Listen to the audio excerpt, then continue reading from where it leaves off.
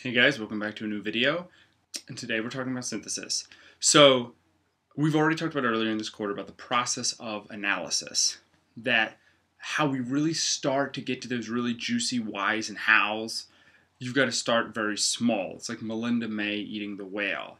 First you have to read something, and you can read anything. A book, a person, a billboard, a TV show, food.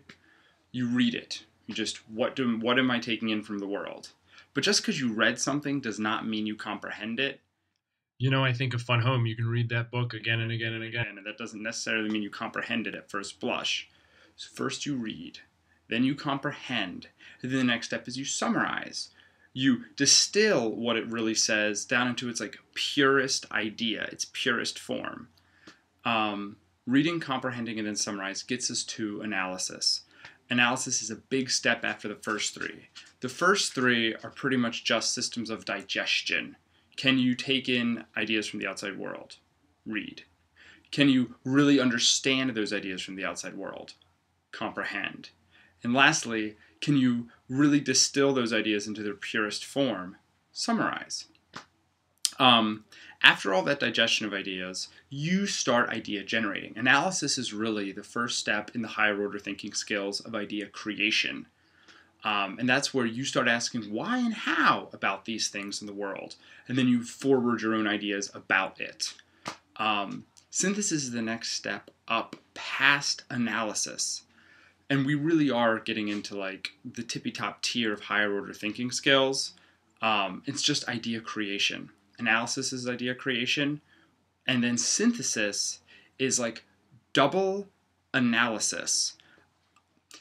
It's analysis squared, or like incestuous analysis, where you lay whys and hows about one text and whys and hows about another text, and then in this interstition, I don't know, the camera middle's here, you get new whys and hows about the world in general. So you create new ideas.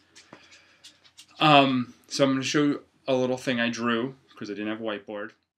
So as you can see here, you're taking two texts to really explore identity in this essay. Your first text is a character from Fun Home. And as I say on the prompt, this can be Allison, this can be Bruce, this can be Helen.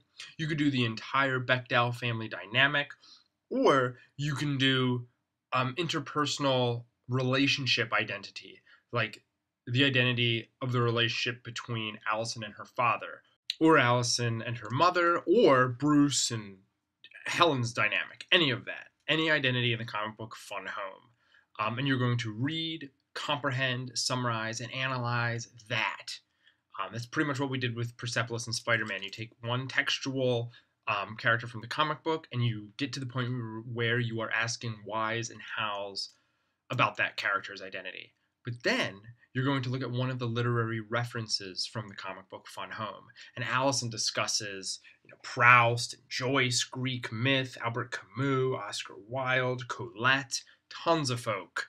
And then you're going to choose one of them and you're going to read, comprehend, summarize, and analyze one of those literary references. Now, slow your roll. You do not need to actually read The Portrait of Dorian Gray or James Joyce's Ulysses. We will be doing some library activities, some online library activities, so we can practice using the online databases. And we are not going to actually read those source texts. We're going to find like really fancy Wikipedias, controlled collegiate digital encyclopedias, so you can just read like a 500-word blurb on James Joyce's Ulysses, but it has ethos and it comes from a good source. And then you'll walk through the whole process of analysis and you'll have whys and hows on this second text. But I want to explain that a little bit more. So you can see here in this little grid I've drawn for you, three writers, Joyce, Woolf, and Wilde, reading left to right. Three books by those writers, Ulysses, Orlando, The Portrait of Dorian Gray, and then characters from their oeuvre.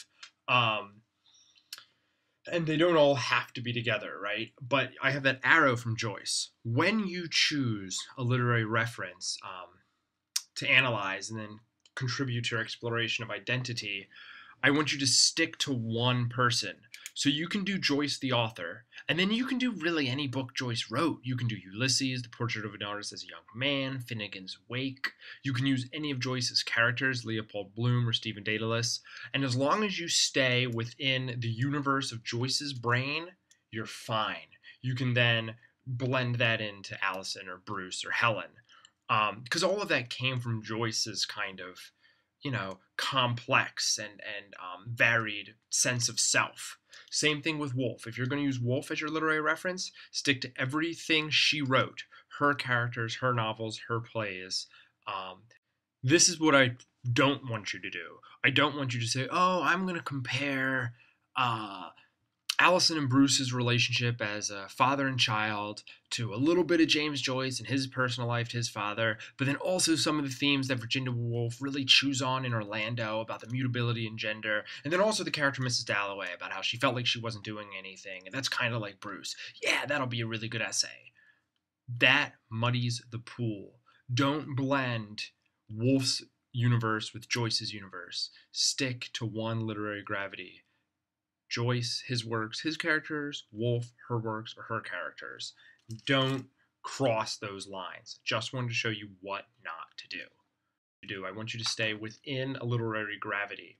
So if you want to say, well, I want to compare Bruce Bechdel, who, was a closeted homosexual just like Oscar Wilde, you can then reference Oscar Wilde's life directly. You can reference themes from his novel, The Portrait of Dorian Gray, or you can reference themes from his play, The Importance of Being Earnest. Any of that is fine because it's all related to Oscar Wilde. And that's where the synthesis comes in. You are creating new ideas into the world, into the community of ideas to share with other people. Synthesis in general is double analysis. You need two texts to synthesize. You, the writer, are forwarding new ideas, but you're bringing them from other ideas. Kind of like green only exists because there is a blue and there is a yellow. After synthesis, the next step is really genesis, where you just create ideas. Maybe you're going to make a movie or write a poem, or just write a novel. You're just going to totally, out of your brain, uninhibited, create an idea. But right now, we're slow and rolling just on synthesis. You've got this.